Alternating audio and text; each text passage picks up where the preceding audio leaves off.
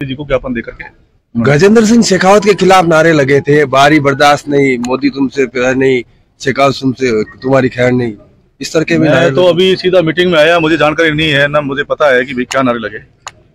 वो नारे लगे होंगे तो आप लोगों को जानकारी होगी। शेखावत जी वो ट्विटर पे भी दे रहे हैं कि आपके क्षेत्र में इतने 53 करोड़ के करीब का विकास किया है, आपकी पंचायत समिति में 3 करोड़ 8 लाख का विकास कार्य किया है।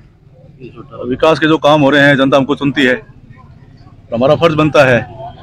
जब पिछले 5 साल में एमएलए नहीं था तो मैं नहीं कर पाया, अब जनता ने हमारे हाथ में कलम दी है तो हम कर ही रहे हैं। बाबू सिंह जी, जिस तरीके से उस कर्मचारी को लेकर शेरगढ़ के लोगों ने विरोध किया है, आपकी कोई इस बात को लेकर मंत्री जी से कोई बात हुई है? मंत्री जी से मेरी बात हुई थी तो मंत्री जी ने ये कहा कि ये सारे जल शक्ति मंत्री जी ने इनको हटवाया सब।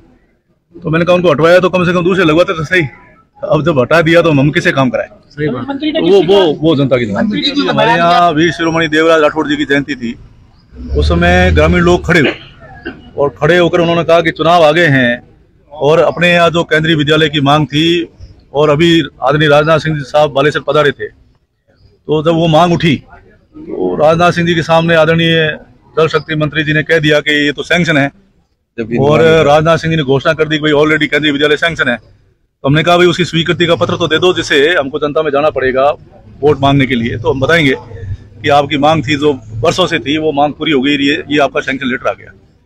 देवराज जयंती में उन्होंने कह दिया कि नहीं, अभी तो राजस्थान सरकार आपके प्रस्ताव भेजेगी, उसके बाद में विचार किया जाएगा। तो पहले आपने स्वीकृति का कह दिया, अब विचार किया जाएगा, दोनों में विरोधाभास है। इसलिए मैंने उनको कहा कि पहले जब आदरणीय वसुंधरा जी मुख्यमंत्री थे, उन्होंने भी प्रस्ताव केंद्रीय विद्यालय का भेजा था शेरगढ़ का, और आदरणीय अशोक जी गहलोत साहब ने भी प्रस्ताव भेजा था। तो दोनों सरकारों के प्रस्ताव राजस्थान सरकार के पास या केंद्र सरकार के पास गए थे, केंद्रीय संगठन आकर के यहाँ सर्वे कर गया, जमीन अलॉटमेंट हो गई, सिर्फ एक सैंक्शन निकलनी बाकी थी। वैसे ही और भी कई समस्याएं हैं, जैसे मेरा मानना है कि आदरणीय गजेंद्र सिंह जी और मैं दोनों विश्वविद्यालय से हैं, वो भी छात्र संघ अध्यक्ष रहे, हम भी रहे। तो पहली बार वो सांसद बने तो उस समय हम विश्वविद्यालय के इंजीनियरिंग कॉलेज में और ओल्ड कैंपस में एक फंक्शन में गए, तो बच्चों की मांग थी कि ये पश्चिम राजस्थान का सबसे बड़ा विश्वविद्यालय है, ये केंद्रीय विश्वविद्यालय होना चाहिए। तो माननीय मंत्री महोदय ने घोषणा कर दी कि मेरी पैदाइशी विश्वविद्यालय है, राजनीतिक की पीढ़ी अगर यही है, सीढ़ी यही है, तो सबसे पहले कोई काम करूंगा तो जोधपुर में केंद्रीय विश्वविद्यालय लाने का काम करूंगा। तो वो केंद्रीय विश्वविद्यालय अभी वंचित है, और अभी मेरा मानना है कि मेरा जुड़ाव जोधपुर से है और कर्मस्थली भी जोधपुर से रही। अब जोधपुर में सबसे बड़ी समस्या अगर कोई है तो वो ट्रैफिक है, और पूरी शहर की जनता तराई करी है, पीड़ित है, परेशान है।